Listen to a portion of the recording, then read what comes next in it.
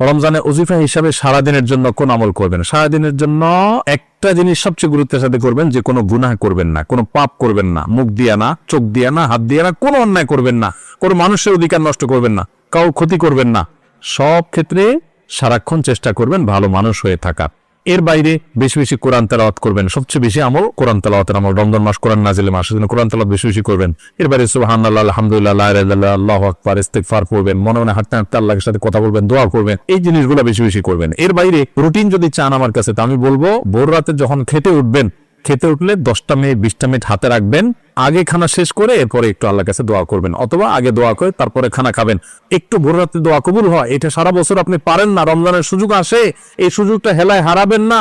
এই টাইমে আল্লাহ তাআলা যেছে যেছে মানুষকে দোয়া কবুল করেন। আমি এর আগে বিভিন্ন জায়গায় বলেছি, বাংলাদেশে একটা প্রসিদ্ধ এবং প্রথম সারির একটা বিজনেস প্রতিষ্ঠানের এক ভাই, তিনি আমাকে তার অফিসে দেখা হওয়ার পর কিছুদিন আগে, আজকেও তাদের অফিসে আমি গিয়েছি একটা কাজে, তো আমাকে দেখা হওয়ার পর বলছে, ভাই একটু আসেন। ওনার অফিসে উনি বসালেন, চা খাওয়ান, এরপরে বললেন যে ভাই আপনার একটা আলোচনা থেকে আমার জীবন পরিবর্তন হয়ে গেছে। আমি বললাম কি? আমি বলছি কোনো ভালো কাজ শুরু করছে? উনি বললেন না ভাই, কাহিনী ভিন্ন। কাহিনী হলো, আমার এমন এক রোগ হয়েছে, এই রোগের জন্য দেশের সকল ট্রিটমেন্ট তো আমি নিলামই, দেশের বাইরেও বহু ট্রিটমেন্ট করেছি, কিন্তু কোনোভাবে আমার রোগ ভালো হয় নাই এবং আমার ট্রিটমেন্ট হয় নাই। আমি জীবনের আশা ছেড়ে দিছি। এরকম ভয়াবহ পরিস্থিতিতে আমার কোম্পানির থেকে চাকরিও নাই, কারণ আমি কাজ করতে পারি না, অসুস্থ।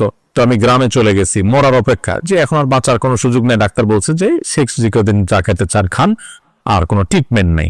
বলেন যে আমি গ্রামে চলে গেছি, আশা ছেড়ে দিছি, অনেক কষ্ট যন্ত্রণা রোগের কারণে, মারা যাব এরকম একটা অবস্থা।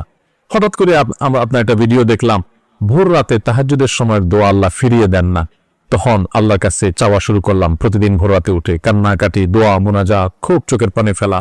আল্লাহ, সবাই যেটা পারে না তুমি সেটা পারো, দোয়া করতে শুরু করলাম। উনি বলেন হঠাৎ করে একদিন তাহাজ্জুদের সময় উঠে খুব দোয়া কান্নাকাটি করলাম, খুব সিজদা করলাম, খুব চোখের পানি ফেললাম আল্লাহর কাছে, চিৎকার করে বাচ্চা পোলা মতো কাঁদলাম। বলেন যে হুজুর বিশ্বাস করবেন, ওই দিন তাহাজ্জুদ পড়ে শেষ করার পর থেকে আমার শরীর থেকে সমস্ত রোগ উধাও হয়ে চলে গেছে।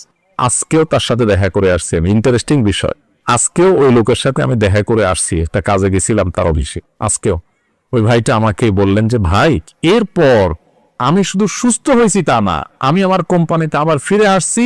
আগে যে ডিউটি ছিল আমার প্রমোশন হয়ে ডিউটি আমার আরো বাড়ছে, এবং আমার কোম্পানির চেয়ারম্যান সহ সবাই আমাকে আরো বেশি আস্থা রাখে। ওনার সামনে থাকা পিয়ন অন্যান্য লোকদেরকে আমার সামনে দেখে বলতেছে, এই তোমরা বলো, আমি আগে যে বদমেজাজে দেখাইতাম, আচার বিচার করতাম, রাগ জাহির করতাম, আমার এগুলো আছে এখন? বলে না স্যার, এগুলো কিচ্ছু নাই এখন। আর শুধু সুস্থ হয়েছে না, আজীবন আমল পরিবর্তন হয়ে গেছে। ভাইরা আমার, এই ভোর রাতের দোয়া বড় গুরুত্বপূর্ণ। রমজানে কিন্তু সেই সুযোগটা